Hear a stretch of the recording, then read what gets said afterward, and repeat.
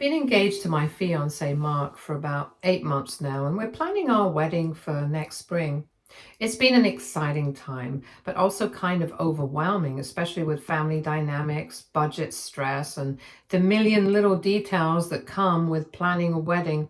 I always imagined this part of my life would be nothing but fun and happiness, but honestly, there have been a few bumps in the road. A little background on my family. I was 19 when my parents got divorced, and let me tell you, it was an absolute disaster. My dad had been cheating on my mom with his secretary. Yes, straight out of a bad soap opera. And my mom only found out because she noticed weird charges on their credit card. Hotel bookings, fancy dinners, and random expensive gifts. It was heartbreaking to see my mom go through that.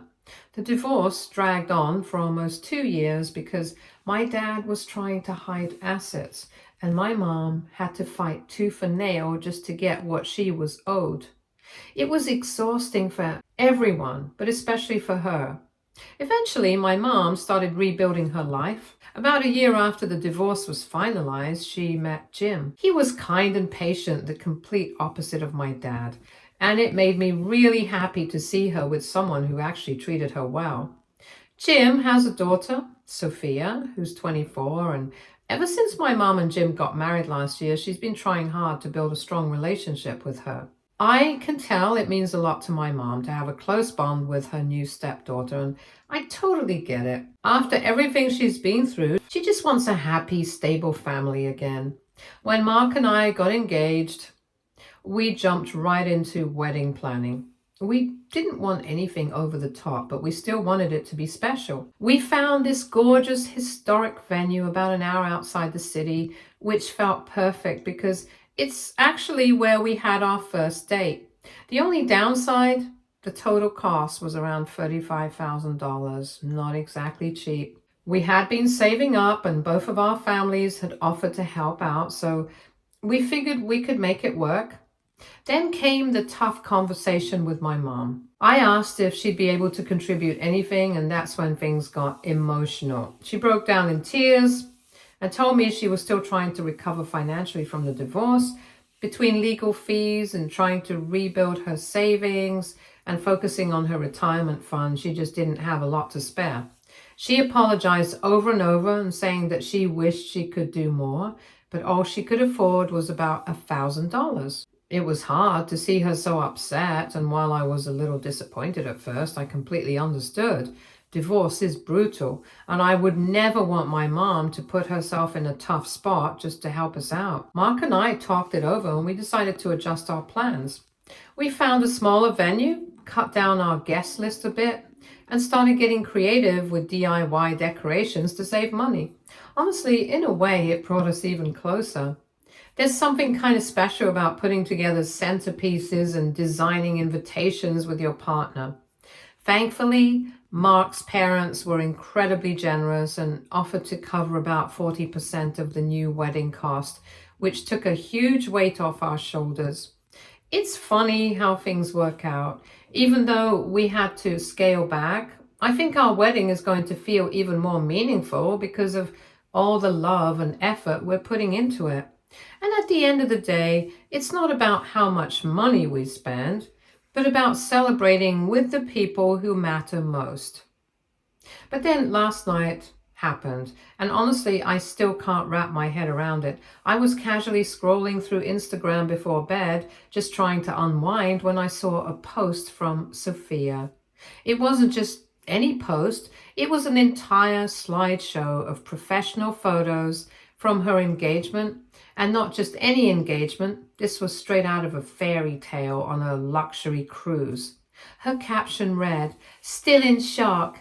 Thank you to the most amazing bonus mom for making this dream proposal possible. The cruise, the private dinner, the photographer, everything was perfect. I can't believe you helped Kevin plan all of this. You're truly the best, and I'm so blessed to have you in my life." My heart literally dropped. The cruise line she tagged is famous for being ridiculously expensive, and just from the photos alone, I knew this had to cost at least $15,000, if not more. There were pictures of them having a candlelit dinner on a private deck, sipping champagne on their own balcony, and even a full-on professional engagement shoot with rose petals everywhere. Oh, and a private string quartet playing in the background. Like, seriously? I just sat there staring at my phone, feeling like I had been sucker punched. My mom, the same woman who told me she was financially drained and could only contribute $1,000 to my wedding, somehow found the money to help pay for this over-the-top engagement for her stepdaughter? A stepdaughter she's only known for 3 years. Meanwhile, her own daughter had to downsize her wedding and DIY half the decorations.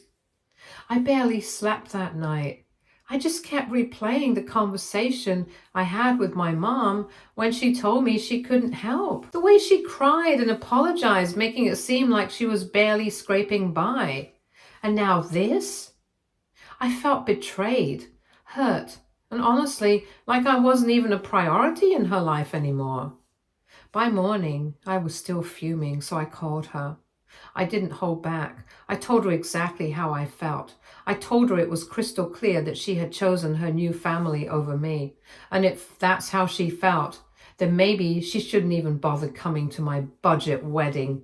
She started crying again, saying I didn't understand the full situation, that she was just trying to bond with Sophia, and that Jim had helped with the cost, but I was too angry to care. Now, my phone won't stop buzzing. My mom keeps calling and texting, begging me to talk to her. Even Jim reached out, telling me I was being cruel. My dad, who found out from my brother, says I'm absolutely justified in being angry, and he's not surprised my mom would do something like this. Mark thinks I might have been a little harsh, but he understands why I'm hurt. My brother? He's just staying out of it altogether. I don't even know where to go from here. Should I try to fix things before the wedding? Should I even let her come? Or should I stand my ground? Right now, all I feel is replaced, like I don't matter to my own mother anymore. And the worst part, I don't think she even realizes just how much she's hurt me. Update 1. Hey everyone, so I decided to take everyone's advice and actually sit down with my mom to hear her side of things. We met up at a coffee shop yesterday and, well, it's complicated. Before I get into that, I also wanted to address a few questions and comments from my first post. First of all, I don't feel guilty for wanting the wedding of my dreams. If my fiance and I hadn't been able to afford it, we would have adjusted accordingly, just like we did when my mom said she couldn't contribute much. But finding out through social media that she had helped Sophia with an extravagant engagement setup, after telling me she was financially struggling, made me feel blindsided and betrayed. If she had just been upfront with me, it wouldn't have hurt nearly as much. Anyway, when we met, my mom explained that Jim had actually paid for about 80% of the cruise proposal, and she had only covered a small portion. She said she didn't tell me that right away because she didn't want to make it seem like she was dismissing my feelings or throwing numbers around to justify things.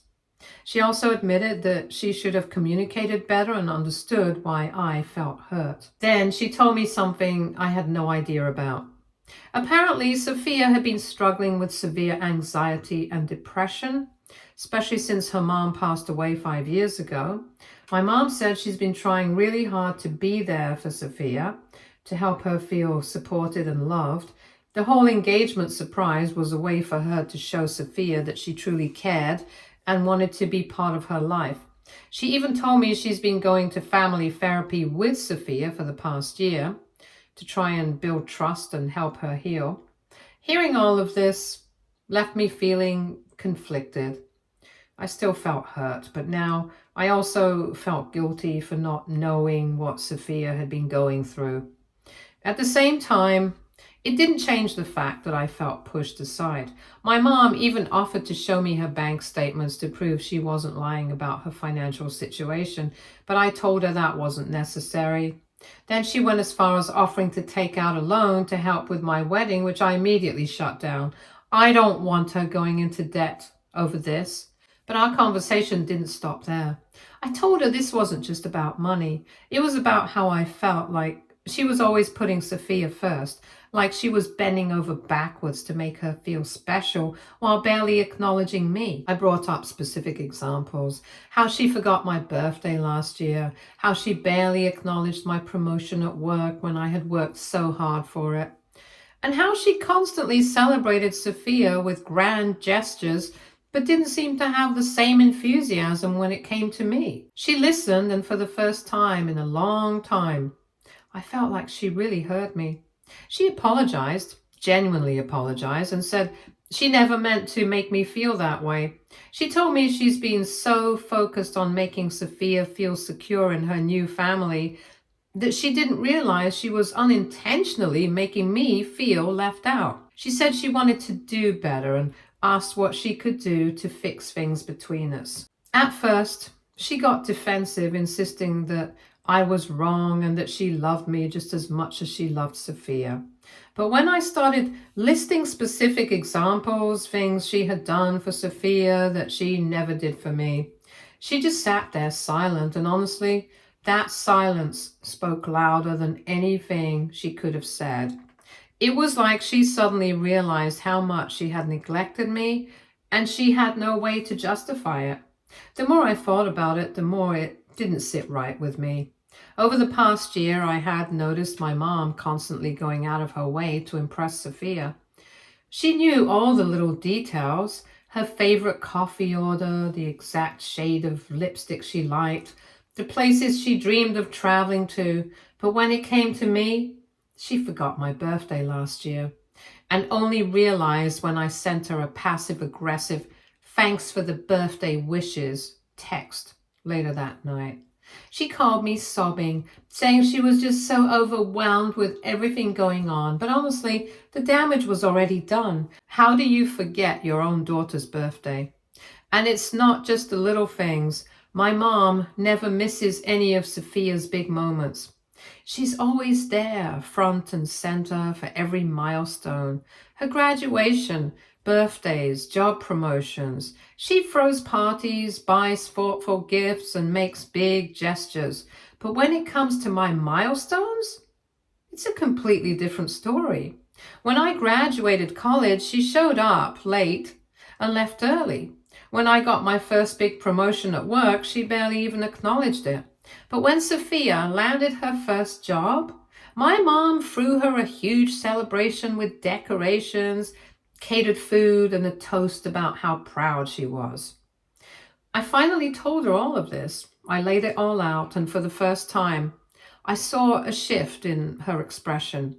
Then she admitted something I wasn't expecting at all. She told me she's been terrified of losing Jim, that after her divorce from my dad, she felt so broken and alone that when she met Jim, she clung onto his family like they were her only shot at happiness.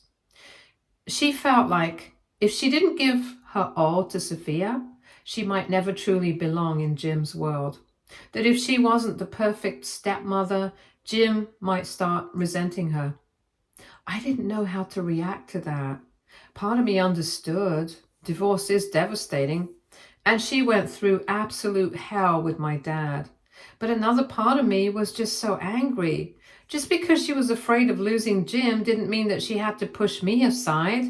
Just because she wanted Sophia to love her didn't mean she had to make me feel like I wasn't enough. I told her exactly that. I told her that just because she's trying to make up for lost time with Sophia doesn't mean she gets to treat me like I come second. That it's not fair for me to always be the afterthought.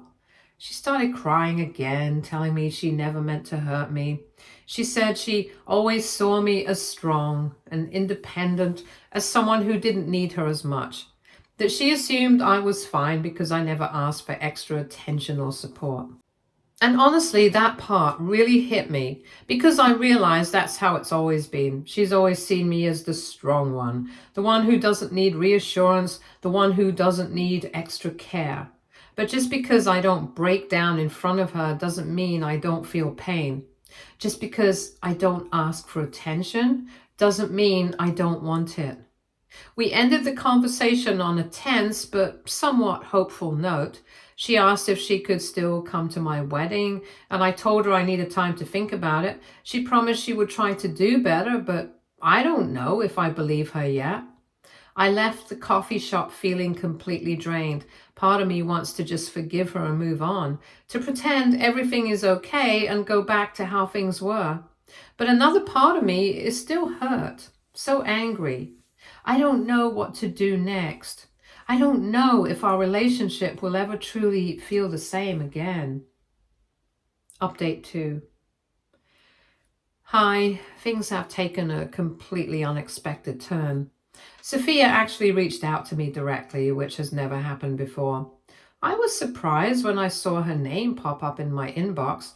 At first, I hesitated to open the email, not knowing what to expect, but curiosity got the best of me. And when I finally read it, I was completely floored. Sophia wrote me this long, heartfelt message explaining her side of things and including something that completely changed my perspective. Screenshots of her conversations with my mom from months ago. I wasn't sure what to think at first, but as I scrolled through the messages, I felt my stomach drop. What I saw in those messages caught me completely off guard. It turns out my mom had actually been trying to talk Sophia out of having such an over-the-top proposal. Apparently, Kevin, Sophia's fiance, had approached my mom and Jim about helping with the proposal, and while Jim was immediately on board, my mom had suggested something smaller and more intimate. In the screenshots, I could see my mom expressing concern about the cost and suggesting alternative ideas, like a beautiful backyard dinner or a small getaway instead of a luxury cruise. But Jim was really set on making it happen for his daughter.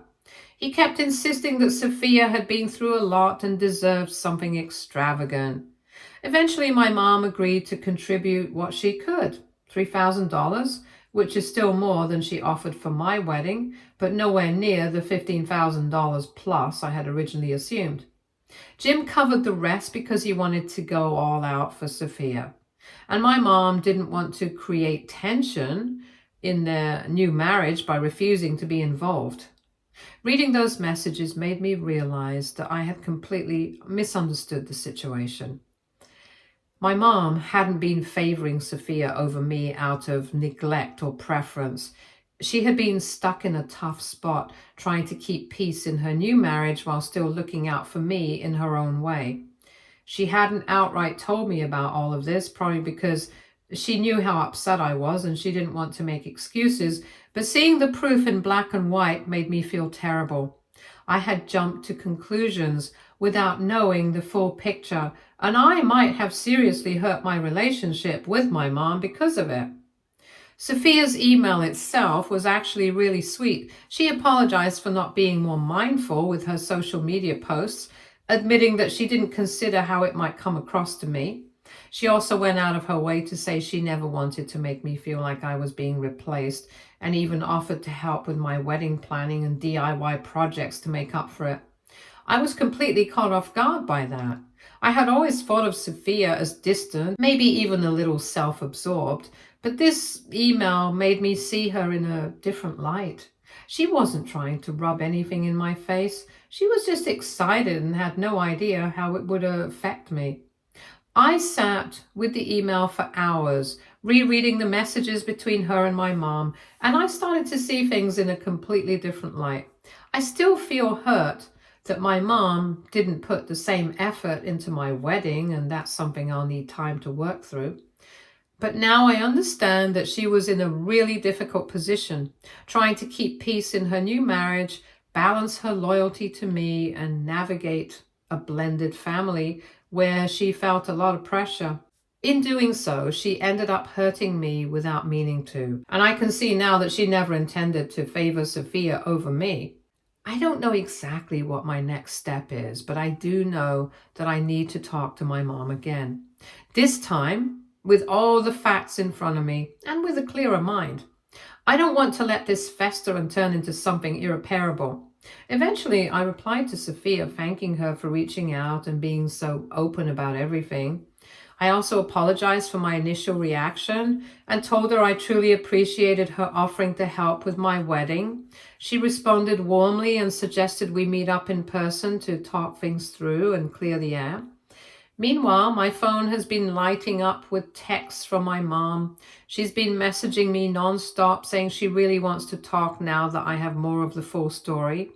Some of the texts are long and emotional, others are short and just say things like, "Please call me when you can," or "I just want to fix this." I know I need to respond eventually. At the very least, I owe her an apology for assuming the worst without having all the facts. But even though I understand her side a little better now, I'm still feeling kind of raw about everything. I also keep thinking about Sophia's email and how unexpected it was. She didn't have to reach out, and she definitely didn't have to be as understanding as she was, but she did. She could have just ignored the whole thing and let the tension between me and my mom continue, but instead, she put in the effort to clear things up and even offered to help with my wedding. I never imagined us being particularly close before all of this. We were just polite to each other at family events, but now I'm wondering if this could be an opportunity to actually build a real relationship with her. It's weird to even consider, but maybe this whole mess could lead to something positive. So now I have to figure out my next steps. Do I fully try to repair things with my mom? Do I accept Sophia's offer and use this as a way to bond with her? I still don't have all the answers, but I do know that I feel a little more clarity than before. I know it's going to take time, but maybe, just maybe, this can all eventually work out in a way that doesn't feel so heavy. I guess the only way to find out is to take things one step at a time and see where it all leads. Update 3. Everything came to a head in the most unexpected way. Last night we had a family dinner. Me, Mark, Mom, Jim, Sophia, and Kevin. I won't lie, the tension was thick from the moment we sat down. Felt like everyone was waiting for someone else to speak first, awkwardly shifting in their seats and making small talk about the menu while avoiding eye contact. The air was heavy, like we were all bracing for a storm that had been brewing for weeks. At first, the conversation stayed surface level. Weather, work, random things that didn't really matter. But after the appetizers arrived, Jim was the one who finally broke the silence. He let out a deep sigh, ran a hand through his hair, and just said it outright. He had been the one to push for Sophia's extravagant proposal, and he needed to explain why. He admitted that he had been carrying a lot of guilt for missing so much of Sophia's life while she was growing up. His job had always been demanding, and back then he had made the mistake of prioritizing work over family. He told us that for years he had convinced himself that providing financially was enough. But as Sophia got older, he realized how much he had missed. School plays, birthdays, milestones that he could never get back. When Kevin approached him about the proposal, Jim saw it as a chance to do something special for his daughter, something that made up for all those lost moments. It wasn't about favoritism, he said. It was about redemption. Hearing that gave me a lot to think about. I had spent so much time feeling angry, feeling like my mom had replaced me, but I never really considered what Jim was going through. I never thought about how his own guilt might have played a role in all of this. Then my mom spoke, and what she said completely changed my perspective. She told me that despite what she had said before, she had actually been setting aside small amounts of money every month to help with my wedding. She had wanted it to be a surprise, a gift she could give me when the time was right. But after everything blew up between us, she realized that keeping it a secret had only made things worse. That hit me hard. If she had just told me from the beginning, maybe none of this would have happened. Maybe I wouldn't have felt so abandoned. But at the same time, I could see that she truly had good intentions. She just went about it in the wrong way. And then came the biggest shock of the night. Sophia and Kevin made an announcement that completely caught me off guard. They were going to postpone their wedding planning until after mine. I just sat there stunned. I couldn't believe what I was hearing. Sophia explained that she didn't want her engagement or wedding prep to take away from my big day. She wanted me to have my moment, and she was willing to wait so that I could have it. I told her she didn't have to do that, that there were no hard feelings anymore, but she insisted. She said she knew how much this wedding meant to me and she genuinely wanted to support me. She even offered to share her photographer's services at a discounted rate since they were now booking both weddings.